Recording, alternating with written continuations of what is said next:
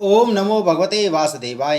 नमस्कार दोस्तों, स्वागत है आप सभी का हमारे चैनल भक्ति ज्ञान में। दोस्तों, आज मैं आपको श्री विष्णु पुराण की कथा सुना रहा हूँ, जिसमें आज हम श्री विष्णु पुराण के छठे अंश के छठे अध्याय की कथा सुनेंगे, जिसमें हम वर्णन करेंगे केसी ध्वज और खांडिक की कथा। श्री पराशर जी बोले, वे पुरुषोत्तम स्वाध्याय और संयम द्वारा देखे जाते हैं। ब्रह्म की प्राप्ति का कारण होने से ये भी ब्रह्म भी कहलाते हैं। स्वाध्याय से योग का और योग से स्वाध्याय का आश्रय करें। इस प्रकार स्वाध्याय और योग रूप संपत्ति से परमात्मा प्रकाशित ज्ञान के विषय होते हैं। पर ब्रह्म परमात्मा को मास समय चक्षुओं से नहीं देखा जा सकता। उन्हें देखने के लिए स्वाध्याय और योग ही दो नेत्र हैं। श्री मैत्रेय जी बोले, भगवान, जिसे जान लेने पर मैं अखिलाधार परमेश्वर को देख सकूंगा, उस योग को मैं जानना चाहता हूँ, उसका वर्णन कीजिए। श्री पराशर जी बोले, पूर्व काल में जिस प्रकार इस योग का केसी ध्वज ने महात्मा खांडिक के जनक से वर्णन किया था, मैं तुम्हें वही बतलाता हूँ। श्री मैत्रेय जी बोली, ब्राह्मण, यह खांडिक और विद्वान केसी ध्वज कौन थे और उनका योग संबंधी संवाद किस कारण से हुआ था? श्री पराशर जी बोले, पूर्व काल में धर्मध्वज जनक नामक एक राजा थे। उनके अमित ध्वज और कृतध्वज नामक दो पुत्र थे। इनमें कृतध्वज सर्वदा अध्यात्म शास्त्र में रहता था। कृतध्वज का पुत्र केसी ध्वज नाम से विख्यात हुआ और अमित ध्वज का पुत्र खांडिक जनक हुआ। पृथ्वी मंडल में खांडिक कर्म मार्ग में अत्यंत निपुण था और केसी ध्वज अध्यात्म विद्या का विशेषज्ञ था। वे दोनों परस्पर एक दूसरे को पराजित करने की चेष्टा में लगे रहते थे। अंत में काल क्रम से केसी ध्वज ने खांडिक को राज्यच्युत कर दिया। राज्य भ्रष्ट होने पर खांडिक पुरोहित और मंत्रियों के सहित थोड़ी सी सामग्री लेकर दुर्गम वनों में चला गया। केसी ध्वज ज्ञानेश था, तो भी अविद्या कर्म द्वारा मृत्यु को पार करने के लिए ज्ञान दृष्टि रखते हुए उसने अनेकों यज्ञों का अनुष्ठान किया। हे योगी श्रेष्ठ, एक दिन जब राजा केसी ध्वज यज्ञानुष्ठान में स्थित थे, उनकी धर्मधेनु हवि के लिए दूध देने वाली गौ को निर्जन वन में एक भयंकर सिंह ने मार डाला। व्याघ्र द्वारा गौ को मारी गई सुन राजा ने ऋतुजों से पूछा कि इसमें क्या प्रायश्चित करना चाहिए। ऋतुजनों ने कहा, हम इस विषय में नहीं जानते, आप कशेरु से पूछिए। जब राजा ने कशेरु से यह बात पूछी तो उन्होंने भी उसी प्रकार कहा कि हे राजेंद्र, मैं इस विषय में नहीं जानता, आप भृगुपुत्र सुनक से पूछिए, वे अवश्य जानते होंगे। हे मुने, जब राजा ने सुनक से जाकर पूछा तो उन्होंने भी जो कुछ कहा वह सुनिए। इस समय भूमंडल में इस बात को ना कशेरु जानता है, ना मैं जानता हूँ और ना कोई और ही जानता है। केवल जिसे तुमने परास्त किया है वह तुम्हारा शत्रु खांडिक ही इस बात को जानता है। यह सुनकर केसी ध्वज ने कहा, हे मुनिश्रेष्ठ, मैं अपने शत्रु खांडिक से ही यह बात पूछने जाता हूँ। यदि उसने मुझे मार दिया तो भी मुझे महायज्ञ का फल तो मिल ही जाएगा, और यदि मेरे पूछने पर उसने मुझे सारा प्रायश्चित यथावत बतला दिया तो मेरा यज्ञ निर्विघ्न पूर्ण हो जाएगा। श्री पराशर जी बोले, ऐसा कहकर राजा केसी ध्वज कृष्ण मृग चर्म धारण कर रथ पर आरूढ़ हो वन में जहाँ महामती खांडिक रहते थे आए। खांडिक ने अपने शत्रु को आते देखकर धनुष चढ़ा लिया और क्रोध से नेत्र लाल करके कहा। खांडिक बोले, अरे क्या तू कृष्णाजित रूप कवच बांधकर हम लोगों को मारेगा? क्या तू यह समझता है कि कृष्ण मृग चर्म धारण किए हुए मुझ पर यह प्रहार नहीं करेगा? हे मूढ़, मृगों की पीठ पर क्या कृष्ण मृग चर्म नहीं होता, जिन पर कि मैंने और तूने दोनों ही ने तीक्ष्ण बाणों की वर्षा की है? अतः अब मैं तुझे अवश्य मारूंगा, तू मेरे हाथ से जीवित बचकर नहीं जा सकता। हे दुर्बुद्धे, तू मेरा राज छीनने वाला शत्रु है, इसलिए आतताई है। केसी ध्वज बोले, हे कांडिज्ञ, मैं आपसे एक संदेह पूछने के लिए आया हूँ, आपको मारने के लिए नहीं आया। इस बात को सोचकर आप मुझ पर क्रोध अथवा बाण छोड़ दीजिए। श्री पराशर जी बोले, यह सुनकर महामती खांडिक ने अपने संपूर्ण पुरोहित और मंत्रियों से एकांत में सलाह की। मंत्रियों ने कहा कि इस समय शत्रु आपके बस में है, इसे मार डालना चाहिए।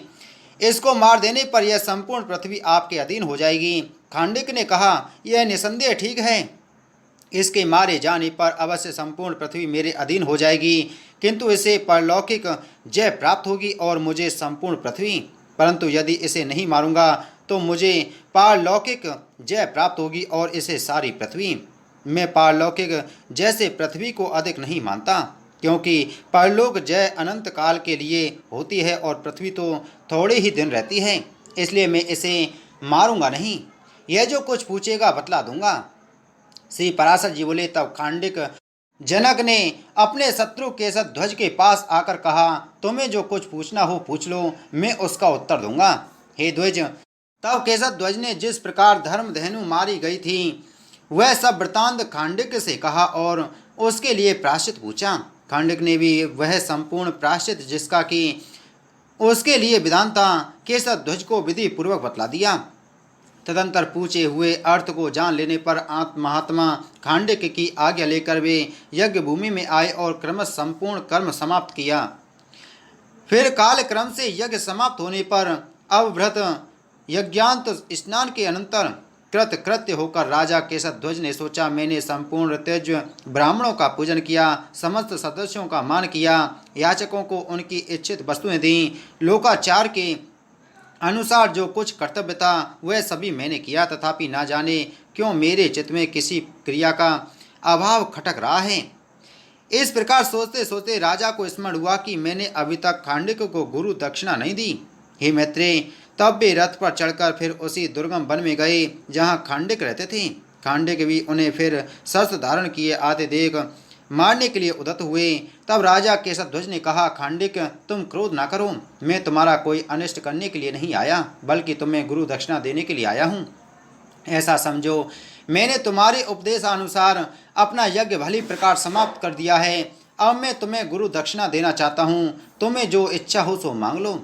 श्री पराशर जी बोले, तब खांडिक ने फिर अपने मंत्रियों से परामर्श किया कि यह मुझे गुरु दक्षिणा देना चाहता है, मैं इससे क्या मांगूं। मंत्रियों ने कहा, आप इससे संपूर्ण राज्य मांग लीजिए। बुद्धिमान लोग शत्रुओं से अपने सैनिकों को कष्ट दिए बिना राज्य ही मांगा करते हैं। तब महामती राजा खांडिक ने उनसे हंसते हुए कहा, मेरे जैसे लोग कुछ ही दिन रहने वाला राज्य पद कैसे मांग सकते हैं। यह ठीक है, आप लोग स्वार्थ साधन के लिए ही परामर्श देने वाले हैं, किंतु परामर्श क्या और कैसा है इस विषय में आपको विशेष ज्ञान नहीं है। श्री पराशर जी बोले, यह कहकर राजा खांडिक केशध्वज के पास आए और उनसे कहा, क्या तुम मुझे अवश्य गुरु दक्षिणा दोगे। तब केशध्वज ने कहा कि मैं अवश्य दूंगा। तो खांडिक बोले, आप अध्यात्म ज्ञान रूप परमार्थ विद्या में बड़े कुशल हैं, सो यदि आप मुझे गुरु दक्षिणा देना ही चाहते हैं तो जो कर्म समस्त कलेशों की शांति करने में समर्थ हो वह बतलाइए। आइए सुनते हैं श्री विष्णु पुराण के 6ठे अंश के 7वें अध्याय को, जिसमें हम वर्णन करेंगे ब्रह्म योग का निर्णय।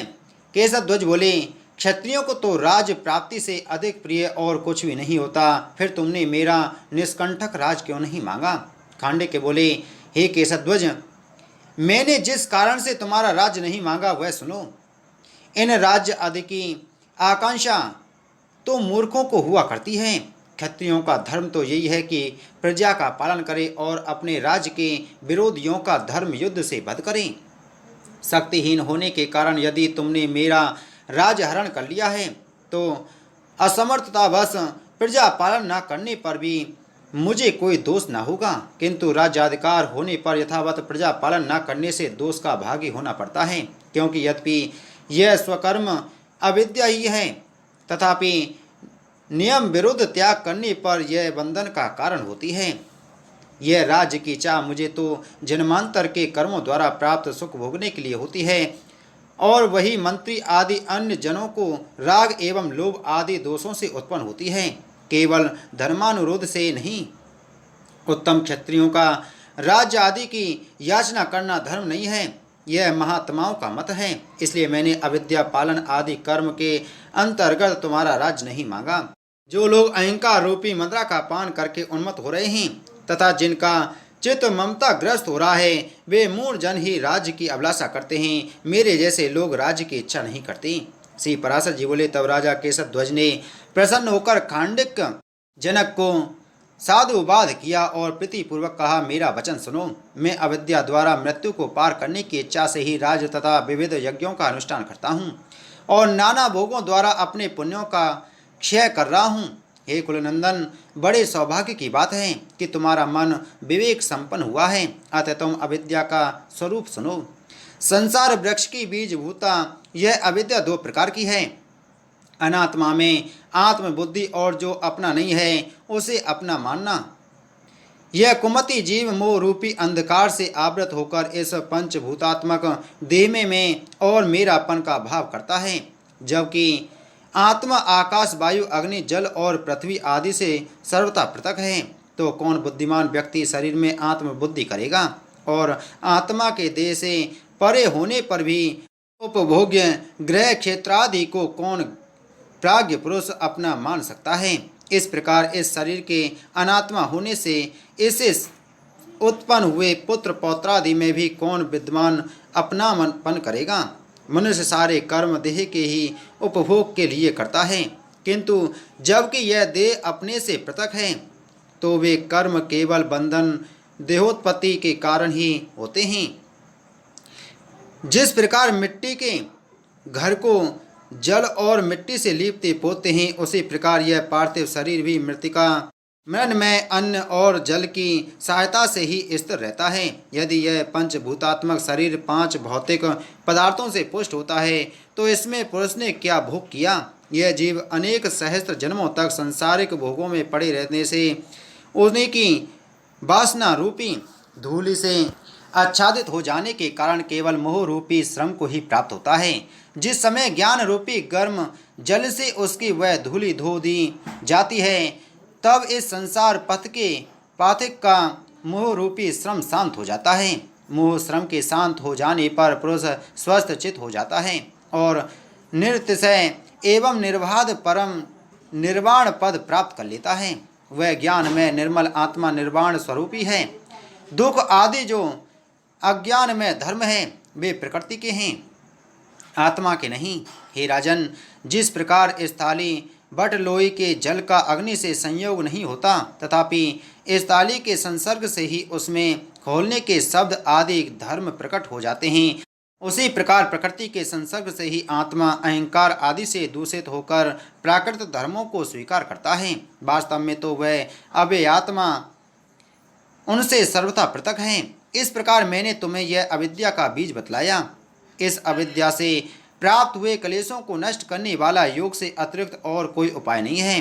खांडिक बोले, हे योग वेत्ताओं में श्रेष्ठ महाभाग केशध्वज, तुम नेमी मंश में योग शास्त्र के मर्मज्ञ हो, अतः उस योग का वर्णन करो। केशध्वज बोले, हे कांडिक, जिसमें स्थित होकर ब्रह्म में लीन हुए मुनिजन फिर स्वरूप से च्युत नहीं होते, मैं उस योग का वर्णन करता हूँ, श्रवण करो। मनुष्य के बंधन और मोक्ष का कारण केवल मन ही है। विषय का संग करने से वह बंधनकारी और विषय शून्य होने से मोक्ष कारक होता है। अतः विवेक ज्ञान संपन्न मुनि अपने चित्त को विषयों से हटाकर मोक्ष प्राप्ति के लिए ब्रह्म स्वरूप परमात्मा का चिंतन करें। जिस प्रकार अयस्कांत मणि अपनी शक्ति से लोहे को खींचकर अपने में संयुक्त कर लेता है, उसी प्रकार ब्रह्म चिंतन करने वाले मुनि को परमात्मा स्वभाव से ही स्वरूप में लीन कर लेता है। आत्मज्ञान के प्रयत्न भूत यम नियम आदि की अपेक्षा रखने वाली जो मन की विशिष्ट गति है, उसका ब्रह्म के साथ संयोग होना ही योग कहलाता है। जिसका योग इस प्रकार के विशिष्ट धर्म से युक्त होता है वह मुमुक्षु योगी कहा जाता है। जब मुमुक्षु पहले पहले योगाभ्यास आरंभ करता है तो उसे योग युक्त वो योगी कहते हैं, और जब उसे पर ब्रह्म की प्राप्ति हो जाती है तो वह विनिष्पन्न समाधि कहलाता है। यदि किसी विघ्नवश उस योग युक्त योगी का चित्त दूषित हो जाता है तो जन्मांतर में भी उसी अभ्यास को करते रहने से वह मुक्त हो जाता है। विनिसंपन्न समाधि योगी तो योगाग्नि से कर्म समूह के भस्म हो जाने के कारण उसी जन्म में थोड़ी ही समय में मोक्ष प्राप्त कर लेता है। योगी को चाहिए कि अपने चित्त को ब्रह्म चिंतन के योग बनाता हुआ ब्रह्मचर्य, अहिंसा, सत्य, अस्तेय और अपरिग्रह का निष्काम भाव से सेवन करे तथा संयम चित्त से स्वाध्याय, शौच, संतोष और तप का आचरण करे तथा मन को निरंतर पर ब्रह्म में लगाता रहे। ये 5 यम और नियम बतलाए गए हैं। इनका सकाम आचरण करने से पृथक पृथक फल मिलते हैं और निष्काम भाव से सेवन करने से मोक्ष प्राप्त होता है। यति को चाहिए कि भद्रासन आदि आसनों में से किसी एक का अवलंबन कर यम नियम आदि गुणों से युक्त हो योग अभ्यास करें। अभ्यास के द्वारा जो प्राण वायु को वश में किया जाता है उसे प्राणायाम समझना चाहिए। वह सबीज ध्यान तथा मंत्र पाठ आदि अवलंबन युक्त और निर्बीज निरालंब वेद से 2 प्रकार का है।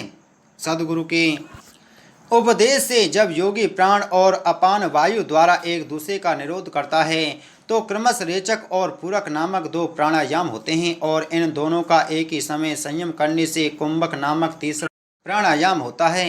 हे द्विजोत्तम, जब योगी सबीज प्राणायाम का अभ्यास आरंभ करता है तो उसका अवलंबन भगवान अनंत का हिरण्यगर्भ आदि स्थूल रूप होता है। तदंतर वह प्रत्याहार का अभ्यास करते हुए शब्द आदि विषयों में अनुरक्त हुई अपनी इंद्रियों को रोककर अपने चित्त की अनुगामिनी बनाता है। ऐसा करने से अत्यंत चंचल इंद्रियां उसके वशीभूत हो जाती हैं। इंद्रियों को बस में किए बिना कोई योगी योग साधन नहीं कर सकता। इस प्रकार प्राणायाम से वायु और प्रत्याहार से इंद्रियों को वशीभूत करके चित्त को शुभ आश्रय में स्थित करें। खांडिक बोले, हे महाभाग, यह बतलाइए कि जिसका आश्रय करने से चित्त के संपूर्ण दोष नष्ट हो जाते हैं वह चित्त का शुभाश्रय क्या है। केशध्वज बोले, हे राजन, चित्त का आश्रय ब्रह्म है जो कि मूर्त और अमूर्त अथवा अपर और पर रूप से स्वभाव से ही 2 प्रकार का है। हे भूप, इस जगत में ब्रह्म कर्म और उभयात्मक नाम से 3 प्रकार की भावनाएं हैं। इनमें पहली कर्म भावना, दूसरी ब्रह्म भावना और तीसरी अभयात्मक भावना कहलाती है। इस प्रकार ये त्रिविध भावना हैं। सनंदन आदि मुनिजन ब्रह्म भावना से युक्त हैं और देवताओं से लेकर स्थावर जंगम पर्यंत समस्त प्राणी कर्म भावना युक्त हैं तथा स्वरूप विषयक बोध और स्वर्गादिक विषयक अधिकार से युक्त हिरण्यगर्भ आदि में ब्रह्म कर्ममयी अभयात्मिक भावना है। हे राजन, जब तक विशेष ज्ञान के हेतु कर्म क्षीण नहीं होते तभी तक अहंकार आदि वेद के कारण भिन्न दृष्टि रखने वाले मनुष्यों को ब्रह्म और जगत की भिन्नता प्रतीत होती है, जिसमें संपूर्ण वेद शांत हो जाते हैं और सत्ता मात्र और वाणी का अविषय है तथा स्वयं ही अनुभव करने योग्य है। वही ब्रह्म ज्ञान कहलाता है। वही परमात्मा विष्णु का अरूप नामक परम रूप है जो उनके विषय रूप से विलक्षण है। हे राजन, योगाभ्यासी जन पहले उस रूप का चिंतन नहीं कर सकते, इसलिए उन्हें श्री हरि के विस्मय स्थूल रूप का ही चिंतन करना चाहिए। हिरण्यगर्भ भगवान वासुदेव, प्रजापति, मरुत, वसु, रुद्र, सूर्य, तारे, ग्रहगण, गंधर्व, यक्ष और दैत्य आदि समस्त देव योनियाँ तथा मनुष्य, पशु, पर्वत, समुद्र, नदी, वृक्ष, संपूर्ण भूत एवं प्रधान से लेकर विशेष पंच तन्मात्रा पर्यंत उनके कारण तथा चेतन अचेतन, 1, 2 अथवा अनेक चरणों वाले प्राणी और बिना चरणों वाले जीव, ये सब भगवान हरि के भावना त्रयात्मक मूर्त रूप हैं। यह संपूर्ण चराचर जगत पर ब्रह्म स्वरूप भगवान विष्णु का उनकी शक्ति से संपन्न विश्व नामक रूप है। विष्णु शक्ति परा है, क्षेत्रज्ञ नामक शक्ति अपरा है और कर्म नाम की तीसरी शक्ति अविद्या कहलाती है। हे राजन, इस अविद्या शक्ति से आवृत होकर वह सर्वगामिनी क्षेत्रज्ञ शक्ति सब प्रकार के अति विस्तृत सांसारिक कष्ट भोग करती है। हे भूपाल, अविद्या शक्ति से त्रोहित रहने के कारण ही क्षेत्रज्ञ शक्ति संपूर्ण प्राणियों में तारतम्य से दिखलाई देती है। वह सबसे कम जड़ पदार्थों में है, उनसे अधिक वृक्ष, पर्वत आदि स्थावरों में, स्थावरों से अधिक सरीसृप आदि में और उनसे अधिक पक्षियों में है। पक्षियों से मृगों में और मृगों से पशुओं में वह शक्ति अधिक है तथा पशुओं की अपेक्षा मनुष्य भगवान की उस क्षेत्रज्ञ शक्ति से अधिक प्रभावित है। मनुष्यों से नाग, गंधर्व और यक्ष आदि समस्त देवगणों में, देवताओं से इंद्र में, इंद्र से प्रजापति में और प्रजापति से हिरण्यगर्भ में उस शक्ति का विशेष प्रकाश है। हे राजन, ये संपूर्ण रूप उस परमेश्वर के ही शरीर हैं, क्योंकि ये सब आकाश के समान उनकी शक्ति से व्याप्त हैं। हे महामते, विष्णु नामक ब्रह्म का दूसरा अमूर्त आकारहीन रूप है, जिसका योगी जन ध्यान करते हैं और जिसे बंधुजन सत कहकर पुकारते हैं। हे नृप, जिसमें कि ये संपूर्ण शक्तियाँ प्रतिष्ठित हैं, वही भगवान का विश्व रूप से विलक्षण द्वितीय रूप है। हे नरेश, भगवान का वही रूप अपनी लीला से देव, त्रियक और मनुष्य आदि की चेष्टाओं से युक्त सर्वशक्तिमय रूप धारण करता है।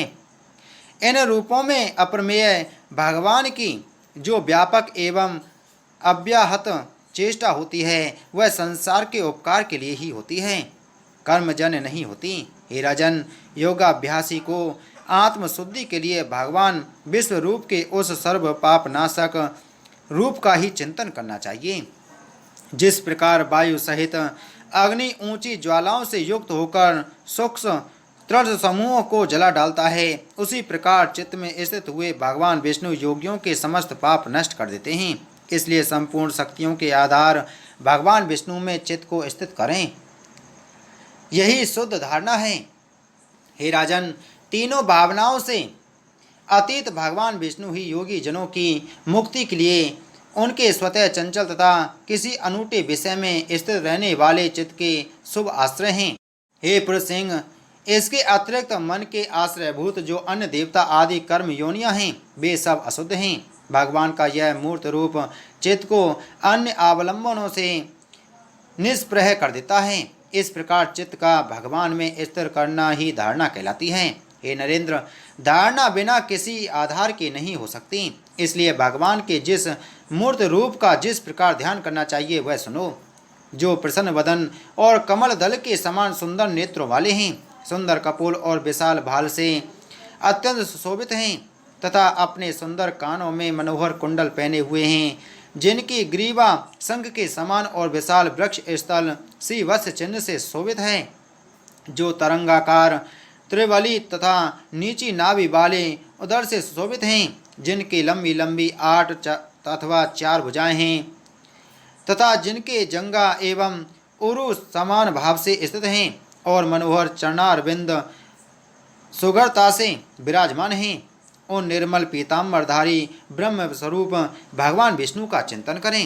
हे राजन, किरीट, हार, केयूर और कटक आदि आभूषणों से विभूषित शंख, धनुष, शंख, गदा, चक्र, खड़ग तथा अक्षय माला से युक्त वरद और अभय युक्त हाथों वाले तथा उंगलियों में धारण की हुई रत्नमयी मुद्रिका से शोभायमान भगवान के दिव्य रूप का योगी को अपना चित्त एकाग्र करके तन्मय भाव से तब तक चिंतन करना चाहिए जब तक यह धारणा दृढ़ न हो जाए। जब चलते फिरते, उठते बैठते अथवा स्वेच्छानुकूल कोई और कर्म करते हुए भी ध्येय मूर्ति अपने चित्त से दूर न हो तो इसे सिद्ध हुई माननी चाहिए। इसके दृढ़ होने पर बुद्धिमान व्यक्ति शंख, चक्र, गदा और सांग आदि से रहित भगवान के स्फटिकाक्षमाला और यज्ञोपवीतधारी शांत स्वरूप का चिंतन करें। जब यह धारणा भी पूर्वतः स्थित हो जाए तो भगवान के किरीट, केयूर आदि आभूषणों से रहित रूप का स्मरण करें। तदंतर विज्ञ पुरुष अपने चित्त में एक प्रधान अवयव विशिष्ट भगवान का हृदय से चिंतन करे और फिर संपूर्ण अवयवों को छोड़कर केवल अवयवी का ध्यान करें। हे राजन, जिसमें परमेश्वर के रूप की ही प्रतीति होती है, ऐसी जो विषयांतर की इस प्रहा से रहित एक अनवरत धारा है, उसे ही ध्यान कहते हैं। यह अपने से पूर्व यम, नियम आदि 6 अंगों से निष्पन्न होता है। उस ध्येय पदार्थ का ही जो मन के द्वारा ध्यान से सिद्ध योग होने योग कल्पनाहीन ध्याता ध्येय और ध्यान के भेद से रहित स्वरूप ग्रहण किया जाता है, उसे ही समाधि कहते हैं। हे राजन, समाधि से होने वाला भगवत साक्षात्कार रूप विज्ञान ही प्राप्तव्य पर ब्रह्म तक पहुँचाने वाला है तथा संपूर्ण भावनाओं से रहित एकमात्र आत्मा ही प्रापणीय वहाँ तक पहुँचाने वाला है। मुक्ति लाभ में क्षेत्रज्ञ करता है और ज्ञान कारण है। ज्ञान रूपी करण के द्वारा क्षेत्रज्ञ के मुक्ति रूपी कार्य को सिद्ध करके वह विज्ञान कृत कृत्य होकर निवृत्त हो जाता है। उस समय यह भगवत भाव से रहकर परमात्मा से अभिन्न हो जाता है। इसका वेद ज्ञान तो अज्ञान जन्य ही है। भेद उत्पन्न करने वाले अज्ञान के सर्वथा नष्ट हो जाने पर ब्रह्म और आत्मा में असत अविद्यमान वेद कौन कर सकता है। हे खांडज्ञ, इस प्रकार तुम्हारे पूछने के अनुसार मैंने संक्षेप और विस्तार से योग का वर्णन किया। अब मैं तुम्हारा और क्या कार्य करूं। खांडज्ञ बोले, आपने इस महायोग का वर्णन करके मेरा सभी कार्य कर दिया, क्योंकि आपके उपदेश से मेरे चित्त का संपूर्ण मल नष्ट हो गया है। हे राजन, मैंने जो मेरा कहा यह भी असत्य ही है, अन्यथा ज्ञेय वस्तु को जानने वाले तो यह भी नहीं कह सकते मैं और मेरा, ऐसी बुद्धि और इनका व्यवहार भी अविद्या ही है। परमार्थ तो कहने सुनने की बात नहीं है, क्योंकि वह वाणी का अविषय है। हे केशध्वज, आपने इस मुक्ति पद योग का वर्णन करके मेरे कल्याण के लिए सब कुछ कर दिया। अब आप सुखपूर्वक पधारिए। श्री पराशर जी बोले, हे ब्राह्मण, तदंतर खांडज्ञ से यथोचित पूजित हो राजा केशध्वज अपने नगर में चले आए तथा खांडज्ञ भी अपने पुत्र को राज्य दे श्री गोविंद में चित्त लगाकर योग सिद्ध करने के लिए निर्जन वन को चले गए। वहाँ यम आदि गुणों से युक्त होकर एकाग्रचित से ध्यान करते हुए राजा खांडज्ञ विष्णु नामक निर्मल ब्रह्म में लीन हो गए। किंतु केशध्वज विदेह मुक्ति के लिए अपने कर्मों को क्षय करते हुए समस्त विषय भोगते रहे। उन्होंने फल की इच्छा न करके अनेकों शुभ कर्म किए। हे द्विज, इस प्रकार अनेकों कल्याणप्रद भोगों को भोगते हुए उन्होंने पाप और मल प्रारब्ध कर्म का क्षय हो जाने पर तापत्रय को दूर करने वाली आत्यंतिक सिद्धि प्राप्त कर ली। आइए सुनते हैं श्री विष्णु पुराण के छठे अंश के 8वें अध्याय को, जिसमें हम वर्णन करेंगे शिष्य परंपरा, महात्म्य और उपसंहार। श्री पराशर जी बोले, हे मैत्री, इस प्रकार मैंने तुमसे तीसरे आत्यंतिक प्रलय का वर्णन किया, जो सनातन ब्रह्म में लय रूप मोक्ष ही है। मैंने तुमसे संसार की उत्पत्ति, प्रलय, वंश, मनवंतर तथा वंशों के चरित्रों का वर्णन किया। हे मैत्रेय, मैंने तुम्हें सुनने के लिए उत्सुक देखकर यह संपूर्ण शास्त्रों में श्रेष्ठ, सर्व पाप विनाशक और पुरुषार्थ का प्रतिपादक वैष्णव पुराण सुनाया है। अब तुम्हें जो और कुछ पूछना हो पूछो, मैं उसका तुमसे वर्णन करूँगा। श्री मैत्रेय जी बोले, भगवान, मैंने आपसे जो कुछ पूछा था वह सभी आप कह चुके और मैंने भी उसे श्रद्धा भक्ति पूर्वक सुना। अब मुझे और कुछ भी पूछना नहीं है। हे मुने, आपकी कृपा से मेरे समस्त संदेह निवृत्त हो गए और मेरा चित्त निर्मल हो गया तथा मुझे संसार की उत्पत्ति, स्थिति और प्रलय का ज्ञान हो गया। हे गुरु, मैं 4 प्रकार की राशि और 3 प्रकार की शक्तियाँ जान गया। अब मुझे त्रिविध भावनाओं का भी सम्यक बोध हो गया। हे द्विज, आपकी कृपा से मैं जो जानना चाहिए वह भली प्रकार जान गया कि यह संपूर्ण जगत श्री विष्णु भगवान से भिन्न नहीं है। इसलिए अब मुझे अन्य बातों के जानने से कोई लाभ नहीं। हे मामुने, आपके प्रसाद से मैं निसंदेह कृतार्थ हो गया, क्योंकि मैंने वर्ण, धर्म आदि संपूर्ण धर्म और प्रवृत्ति तथा निवृत्ति रूप समस्त कर्म जान लिए। हे विप्रवर, आप प्रसन्न रहें। अब मुझे और कुछ भी पूछना नहीं है। हे गुरु, मैंने आपको जो इस संपूर्ण प्राण के कथन करने का कष्ट दिया है, इसके लिए आप मुझे क्षमा करें। साधु जनों की दृष्टि में पुत्र और शिष्य में कोई भेद नहीं होता। श्री पराशर जी बोले, हे मुनि, मैंने तुमको जो यह वेद सम्मत पुराण सुनाया है, इसके श्रवण मात्र से संपूर्ण दोषों से उत्पन्न हुआ पाप पुंज नष्ट हो जाता है। इसमें मैंने तुमसे सृष्टि की उत्पत्ति, प्रलय, वंश, मनवंतर और वंशों के चरित्र, इन सभी का वर्णन किया है। इस ग्रंथ में देवता, दैत्य, गंधर्व, नाग, राक्षस, यक्ष, विद्याधर, सिद्ध और अप्सरा गण का भी वर्णन किया गया है। आत्माराम और तपोनिष्ठ मुनिजन, चातुर्वर्ण विभाग, महापुरुषों के विशिष्ट चरित्र, पृथ्वी के पवित्र क्षेत्र, पवित्र नदी और समुद्र, अत्यंत पावन पर्वत, बुद्धिमान पुरुषों के चरित्र, वर्ण, धर्म आदि धर्म, तथा वेद और शास्त्रों का भी इसमें सम्यक रूप से निरूपण हुआ है, जिनके स्मरण मात्र से मनुष्य समस्त पापों से मुक्त हो जाता है। जो अव्यय आत्मा भगवान हरि संसार की उत्पत्ति, स्थिति और प्रलय के एकमात्र कारण हैं, उनका भी इसमें कीर्तन किया गया है। जिनके नाम का विवश होकर कीर्तन करने से ही मनुष्य सिंह से डरे हुए गीदड़ों के समान पापों से मुक्त हो जाता है। हे मैत्रेय, जिनका भक्ति पूर्वक किया हुआ नाम संकीर्तन संपूर्ण धातुओं को पिघलाने वाले अग्नि के समान समस्त पापों का सर्वोत्तम विलयन लीन कर देने वाला है, जिनका एक बार भी स्मरण करने से मनुष्यों को नरक यातनाएं देखने वाला अति उग्र कली कलमश तुरंत नष्ट हो जाता है। हे द्विजोत्तम, हिरण्यगर्भ, देवेंद्र, रुद्र, आदित्य, अश्विनी कुमार, वायु, अग्नि, वसु, साध्य और विश्वदेव आदि देवगण, यक्ष, राक्षस, उरग, सिद्ध, दैत्य, गंधर्व, दानव, अप्सरा, तारा, नक्षत्र, समस्त ग्रह, सप्तऋषि, लोकपालगण, ब्राह्मण आदि मनुष्य, पशु, मृग, सरीसृप, विहंग, पलाश आदि वृक्ष, वन, अग्नि, समुद्र, नदी, पाताल तथा पृथ्वी आदि और शब्द आदि विषयों के सहित यह संपूर्ण ब्रह्मांड, जिनके आगे सुमेरु के सामने एक रेणु के समान है तथा जो इसके उपादान कारण हैं, उन सर्वज्ञ सर्वस्वरूप रूप रहित और पापनाशक भगवान विष्णु का इसमें कीर्तन किया गया है। हे मुनिसत्तम, अश्वमेघ यज्ञ में अवभृत अज्ञात स्नान करने से जो फल मिलता है, वही फल मनुष्य इसको सुनकर प्राप्त कर लेता है।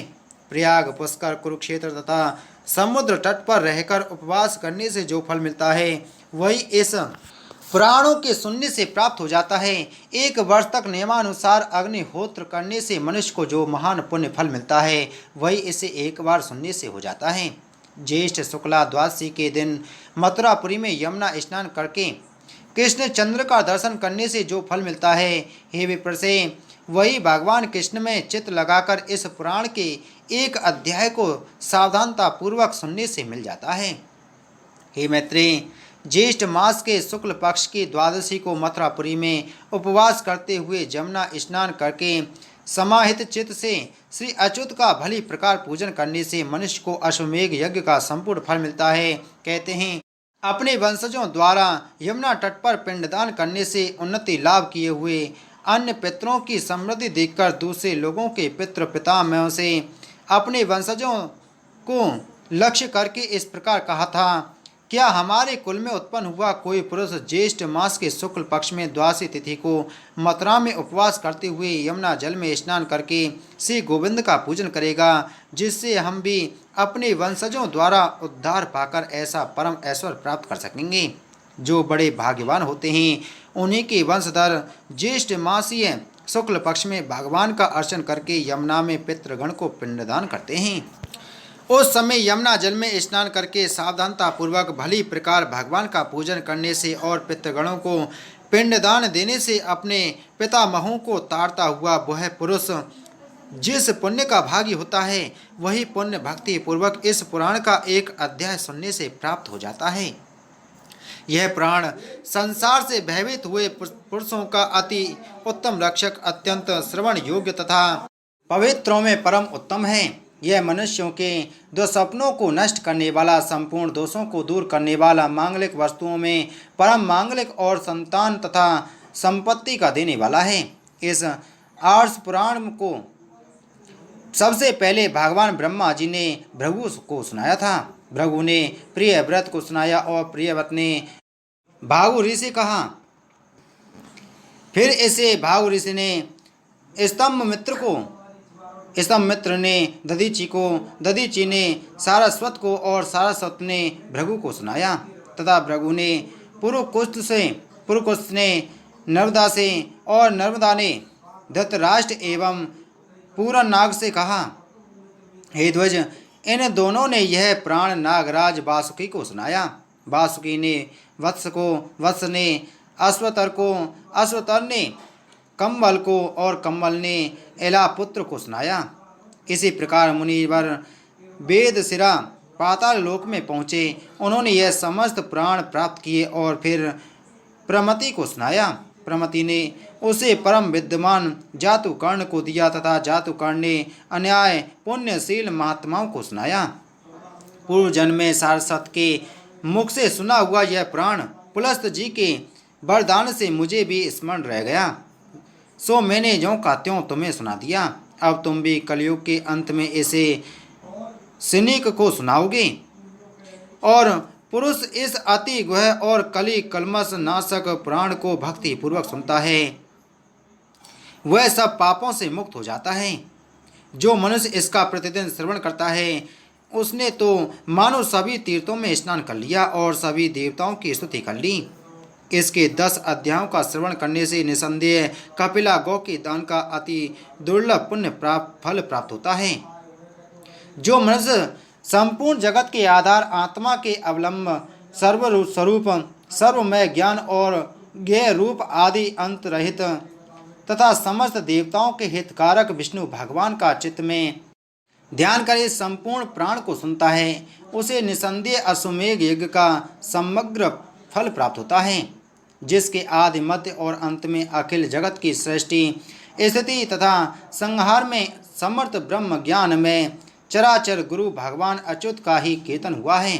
उस परम श्रेष्ठ और अमल पुराण को सुनने पढ़ने और धारण करने से जो फल प्राप्त होता है, वह संपूर्ण त्रिलोकी में और कहीं प्राप्त नहीं हो सकता, क्योंकि एकांत मुक्ति रूप सिद्धि को देने वाले भगवान विष्णु ही इसके प्राप्तव्य फल हैं, जिनमें चित्त लगाने वाला कभी नरक में नहीं जा सकता, जिनके स्मरण में स्वर्ग भी विघ्न रूप है, जिनमें चित्त लग जाने पर ब्रह्मलोक भी अति तुच्छ प्रतीत होता है, तथा जो अव्यय प्रभु निर्मल चित्त पुरुषों के हृदय में स्थित होकर उन्हें मोक्ष देते हैं।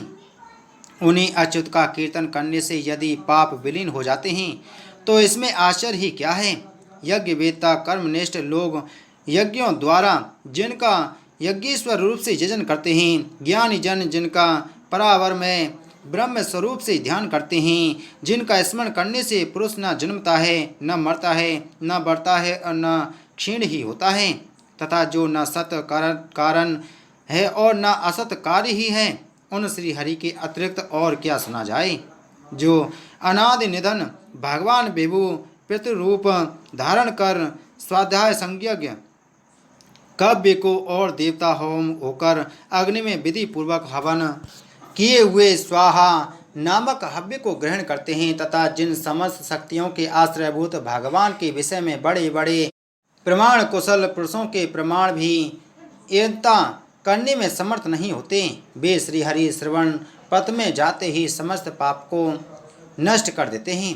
जिन परिमाणहीन प्रभु का आदि अंत वृद्धि और क्षय कुछ भी नहीं होता, जो नित्य निर्विकार पदार्थ हैं, उन स्तुवनीय प्रभु पुरुषोत्तम को मैं नमस्कार करता हूँ, जो उन्हीं के समान गुणों को भोगने वाला है, एक होकर भी अनेक रूप है तथा शुद्ध होकर भी विभिन्न रूपों के कारण अशुद्ध विकारवान सा प्रतीत होता है, और जो ज्ञान स्वरूप एवं समस्त भूत तथा विभूतियों का करता है, उस नित्य अव्यक्त पुरुष को नमस्कार है, जो ज्ञान सत्व प्रवृत्ति रज और नियमन तम की एकता रूप है, पुरुष को भोग प्रदान करने में कुशल है, त्रिगुणात्मक तथा अव्याकृत है, संसार की उत्पत्ति का कारण है।